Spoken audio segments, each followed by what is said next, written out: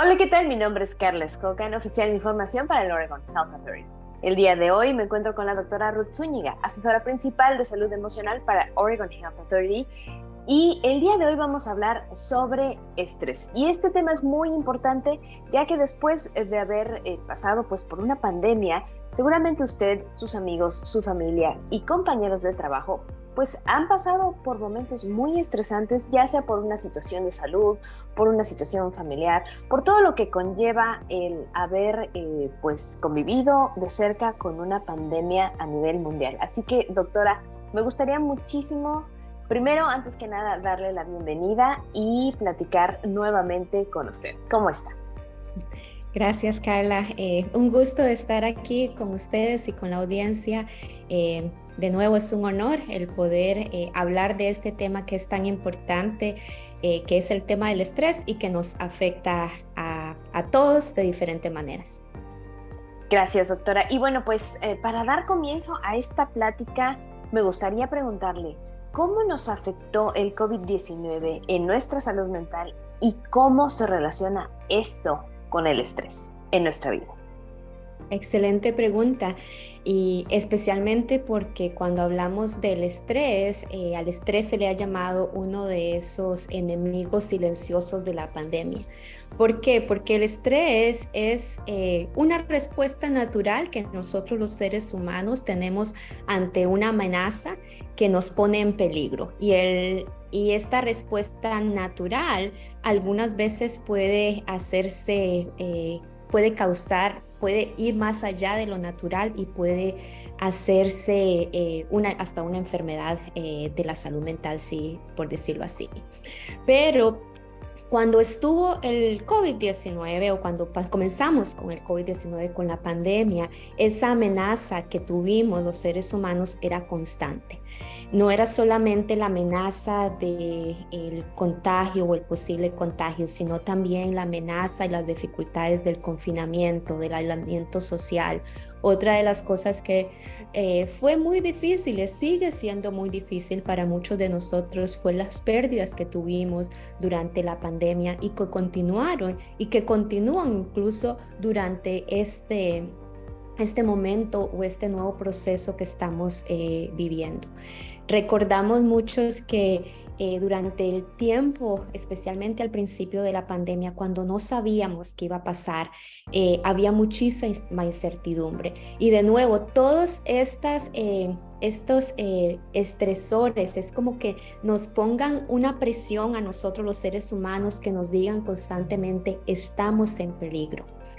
Y nos hace vulnerables si no sabemos cómo manejarnos, cómo manejar esos estresores, nos hace vulnerables a enfermarnos y no solamente físicamente, sino también emocionalmente.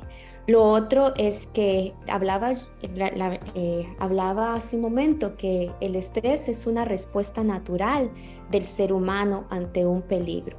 Pero ¿qué pasa si ese peligro es constante? Ese peligro no se va o uno lo siente constante. Es como cuando vas manejando un carro. Si tú vas manejando un carro a todo pedal y no paras ese pedal, ¿qué va a pasar con ese carro, verdad? Se va a desgastar la gasolina, se le va a dañar el pedal del gas. Entonces hay momentos en que uno tiene que poner ese freno a ese carro, porque es imposible mantener si el gas o el pedal en el carro por muchísimo tiempo. Y eso pasó con la pandemia, que recordemos que el estrés y las dificultades que teníamos no era algo de una semana.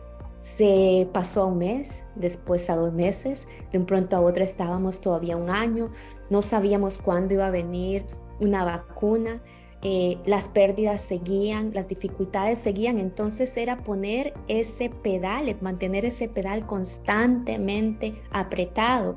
Y de nuevo, cuando eso pasa, nuestro cuerpo, nuestra mente, nuestro corazón, nuestras relaciones o la forma en que manejamos las relaciones se debilitan. Así es, doctora, y bueno, en muchos sentidos, no nada más en la salud, sino tuvimos que cambiar la forma en que trabajábamos, la forma en que convivíamos, la forma en que los niños jugaban, de jugar en parques, empezaron a jugar virtualmente, la enseñanza, etcétera. Entonces, como bien lo dice, tuvimos que adaptar muchísimas cosas y bueno, pues esto indudablemente provoca estrés. Ahora, doctora, estamos pasando a los cambios, como bien lo dice, provocan estrés y ahora estamos viviendo otro cambio que se conoce como conocemos el término como endemia. El término de la endemia, bueno, con este levantamiento del uso del cubrebocas, sabemos que también provoca estrés en personas vulnerables. Las personas que tienen alguna condición de salud, las personas que tienen, por ejemplo, sistemas inmunes débiles, las personas con discapacidades, los adultos mayores. Todos estos cambios pueden provocar también estrés. Entonces, ¿cómo podemos afrontar el estrés si es que tenemos estas condiciones y cómo podemos ayudar a estas personas si es que viven en nuestro entorno? Uh-huh. Muy importante es, ante todo, y siempre lo he dicho y lo voy a decir una vez más, es la compasión y la autocompasión.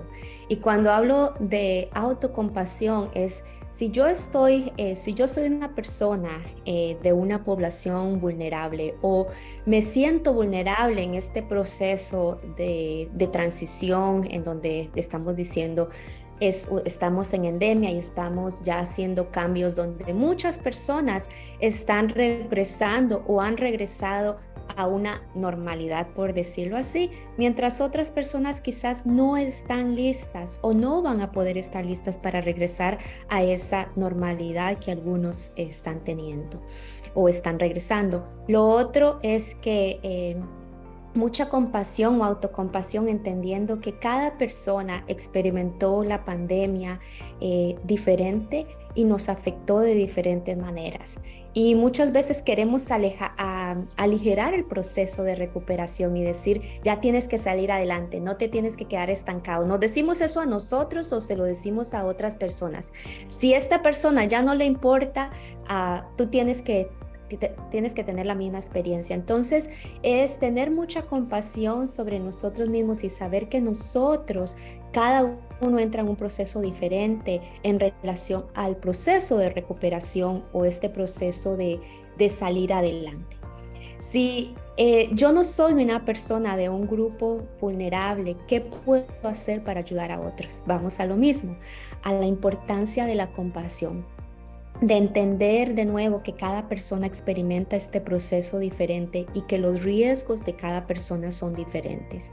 Que quizás para mí el ir ahora a un hospital sin cubrebocas, sin mascarilla, no va a hacer algo de mucho riesgo, muy diferente de antes de la pandemia, pero para una persona con vulnerabilidades, ya sea vulnerabilidades físicas, pero también muchas veces es la vulnerabilidad emocional que muchas veces no entendemos o no comprendemos solamente porque no es visible.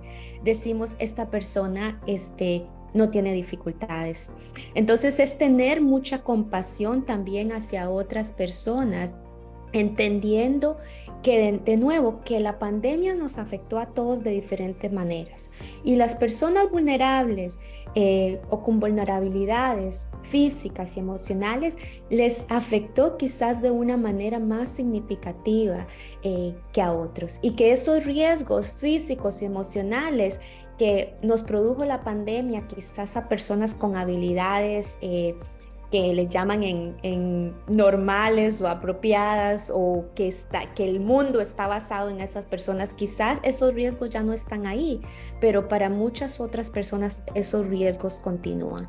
Y por lo tanto, el tener compasión, honrar a estas personas y entender que todavía quizás están sufriendo a raíz de la pandemia. Por más de que estemos en una endemia, no significa que para ellos la experiencia es diferente que hace 3 meses, que hace 6 meses. Lo otro que es muy importante es no juzgar. escuchemos los mensajes que estamos dando, ya sea los mensajes verbales o los mensajes físicos o de nuestro cuerpo, que demuestren que quizás no estamos siendo empáticos y que estamos demostrando a esta persona que le entendemos, que le comprendemos. Escuchemos, el otro día yo escuché a una persona decir, ay, es que se quedan estancados en eso si ya la pandemia pasó. Si yo escucho de alguien decir eso y no lo corrijo, no estoy ayudando a las personas vulnerables tampoco, ¿verdad? Entonces no es solamente escuchar lo que yo estoy diciendo y los mensajes que yo estoy diciendo a través de lo que digo, pero también de cómo de mi cuerpo, sino también mis pensamientos. Si yo ya estoy pensando, ¿para qué la gente se siente estancada? ¿Por qué tiene miedo? Si ya lo más difícil pasó, si decimos cosas como tenga fe, no se preocupe, ¿qué es lo que causa esas frases? Causan que la persona se sienta invalidada, que se sienta que sus experiencias no importan y que no. Y lo que hace es que esa persona se sienta aún más alejada y con menos apoyo de lo que ellos necesitan. Así es, doctora, tiene mucha razón. Y bueno, pues aparte de la empatía, como bien lo dice, es también lo que no decimos también es importante en el aspecto de que no nos ponemos en los zapatos de los demás también. Y bueno, acaba de decir algo muy importante, cómo se sienten los demás, eso creo que también es muy importante, pero también reconocer, hay síntomas del estrés que tenemos que reconocer tanto en nosotros, pero a veces también hay síntomas que no son visibles. Y me gustaría mucho que hablara de los síntomas, tanto de los que podemos reconocer, pero los que quizás no son tan visibles. ¿Cuáles serían estos síntomas a los que tenemos que poner atención? Tanto los que podemos ver en nosotros, pero también los que quizás deberíamos de reconocer en los demás. Y esta es una pregunta excelente, Carla, porque una de las formas, me preguntaba anteriormente, ¿qué podemos hacer para lidiar con el estrés o para enfrentarlo? Y una de las componentes principales para enfrentarlo es reconocer. Reconocer que estoy pasando por un momento estresante o que el estrés me está afectando en mi vida. De nuevo, el estrés no es algo negativo, hay estrés negativo, hay estrés positivo, hay estrés que nos ayuda a hacer las cosas. Es cuando el estrés es debilitante, cuando afecta mi día a día, mi funcionamiento, cuando tengo que ponerle atención. Y ahí es cuando es importante reconocer esas señales. ¿Y cuáles son algunas de las señales? Las señales pueden ser, como decía usted, visibles en el cuerpo. ¿Qué siento en el cuerpo? Quizás siento dolores de cabeza. Una de las cosas que muchos de mis pacientes me dicen, y yo lo he experimentado también, que cuando estoy en un momento estresante siento que mis manos se ponen frías, mis músculos se tensan, siento que mi corazón me palpita rápidamente, como que hay un nerviosismo. Algunas veces también tengo ese dolor de cabeza. Incluso algunas personas experimentan dolor de estómago, diarrea o estreñimiento, que todo está relacionado en cómo el cuerpo está tratando de afrontar la situación difícil. Pero también, como decía usted, la parte no visible, que eso es la parte de pensamientos, la parte del cerebro y la parte de nuestro corazón o nuestras emociones o la parte espiritual. En relación a la parte cerebral o cognitiva, ¿cómo podemos saber que el estrés nos está afectando? Si tengo dificultades para concentrarme, si tengo dificultades para pensar, para resolver problemas. Son algunas de las cosas que me dice, ya estás teniendo, el estrés ya te está afectando, ya las señales de que el estrés es agotador están aquí. Emocionalmente, ¿cuáles son algunas de las cosas que vemos? Que la persona se sienta quizás irritable, que cualquier cosa me moleste, que me sienta quizás incluso nervioso o triste, que sienta dificultad para conectarme con otras personas. De un pronto a otro, sin darme cuenta, me alejo o me cuesta interactuar con otras personas. Y todo esto, si todos estos síntomas o estas señales comienzan a afectar cómo yo me relaciono, cómo yo hago mi trabajo, cómo yo hago mi rol en mi familia o mi papel en mi familia como madre, como padre. Ahí es donde decimos, hay que poner atención. Gracias, doctora. Y bueno, pues también otra de las preguntas con referencia a esto. Eh, bueno, ahorita me está hablando de cómo nos afecta el estrés como padre o como madre de familia, pero en este respecto me gustaría preguntarle, ¿el estrés puede afectar a todas las edades? Es decir, ¿puede afectar a personas de 30, 40 años, puede afectar a los abuelitos, puede afectar a los adolescentes, puede afectar a los niños? Es decir, ¿el estrés puede afectar a todas las edades o tiene un mayor denominante en ciertas edades? El estrés es algo, como decía anteriormente, natural. Es algo que nosotros, los seres humanos, necesitamos para sobrevivir. Porque imagínense que si yo no tengo el estrés, o imaginemos en el pasado, si nuestros antepasados no se sentían en peligro cuando encontraban un animal salvaje en la selva, un tigre, y no sentían peligro, no se movían, no hacían cómo defenderse. Entonces, esa parte del estrés uno de los componentes del estrés es buscar formas de mover el cuerpo, de mover la mente, de tomar acción, ya sea huir, pelear, esconderse, quedarse congelado para hacerse como el muerto, ¿verdad? Para que no nos afecte ese tigre, no nos coma. Entonces, es algo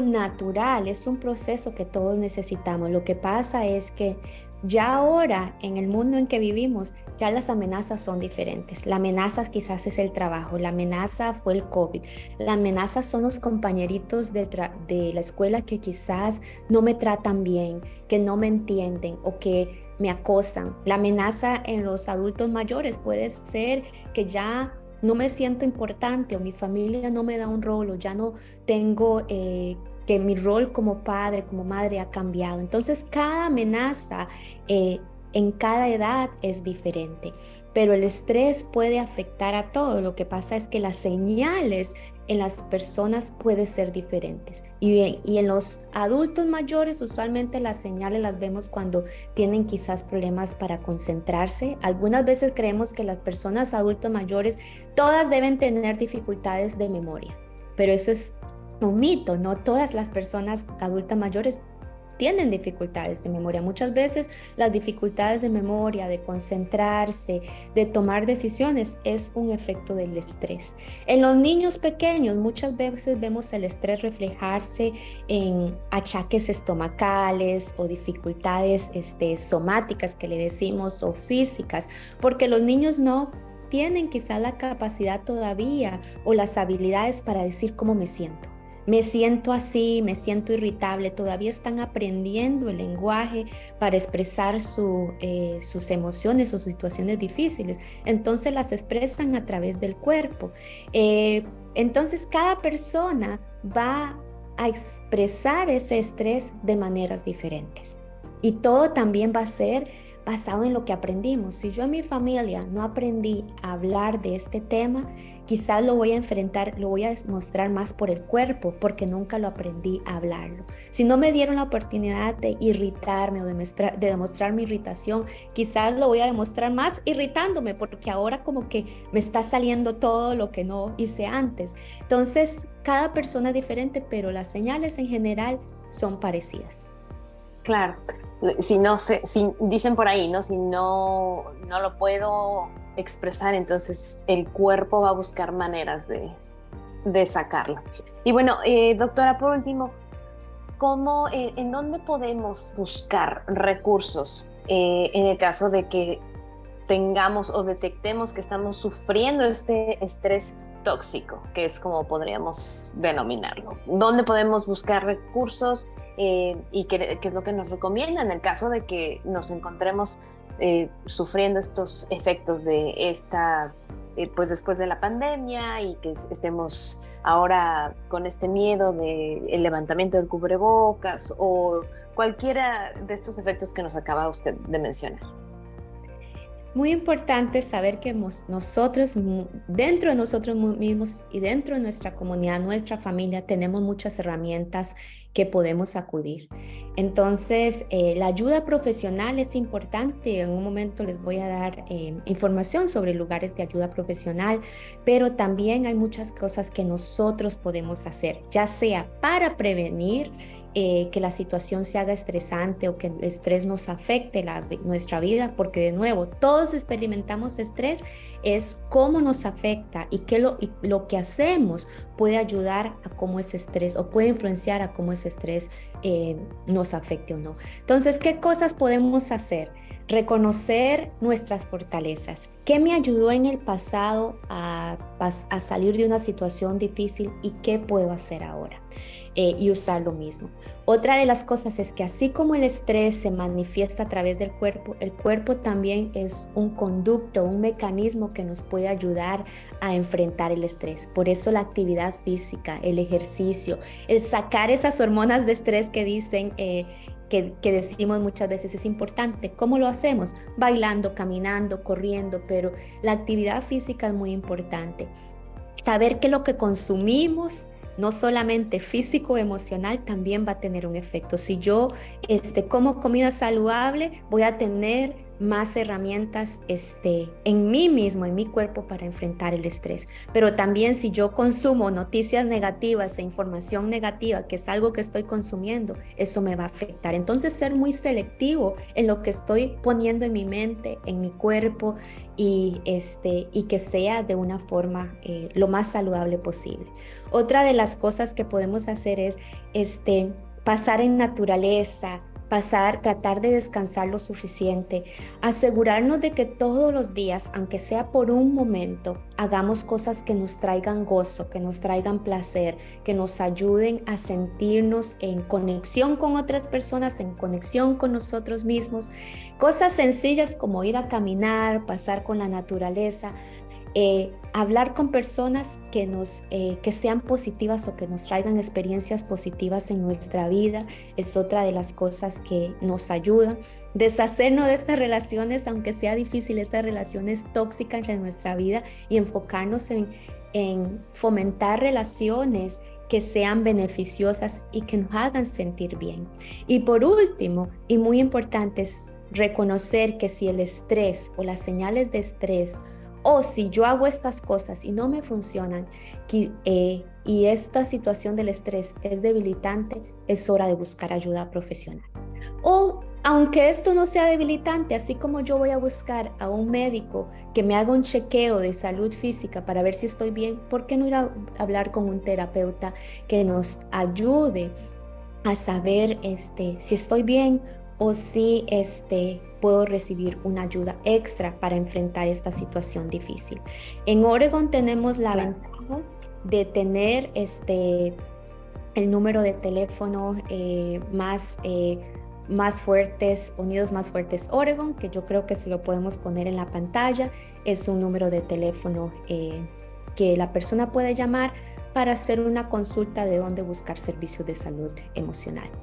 Y por último, si a través de este momento esta situación es debilitante para usted o para un ser querido, hay un número de teléfono que las personas pueden llamar, que es el número 988, que es un número para ayudar a personas que quizás están en crisis de salud emocional o para ayudar a la persona que está ayudando a otra persona que está pasando por una crisis emocional.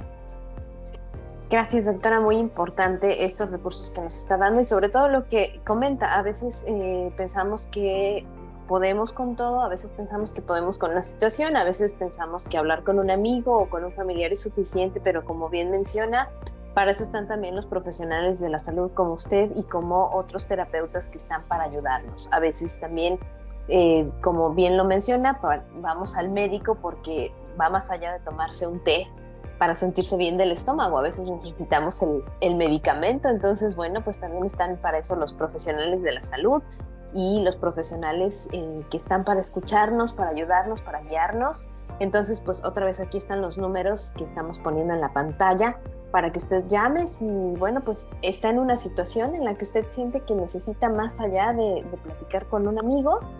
Y pues doctora, no sé si tenga algún último comentario. Bueno, de nuevo agradecerles y saber que estamos entrando en un proceso de nuevo de transición en esto de la pandemia. Como decía Carla, este proceso de la endemia, para muchas personas quizás eso ya no es importante. La pandemia parece que pasó hace años o algo que es un sueño allá, una situación remota, pero para otras personas todavía estamos viviéndolo o lo están viviendo de manera como como decimos en español, en cuerpo y alma, en espíritu, que lo sentimos muy cercano a nosotros. Entonces, por lo tanto, entender que cada proceso de transición puede ser difícil, pero también es una oportunidad para aprender, para buscar ayuda y para seguir adelante también. Pues, doctora, como siempre, es un placer platicar con usted y pues le agradecemos muchísimo su tiempo. Muchísimas gracias de nuevo por la invitación y por hablar de este tema el día de hoy. Al contrario, muchas gracias y que tengan un excelente día. Nos vemos en la siguiente emisión.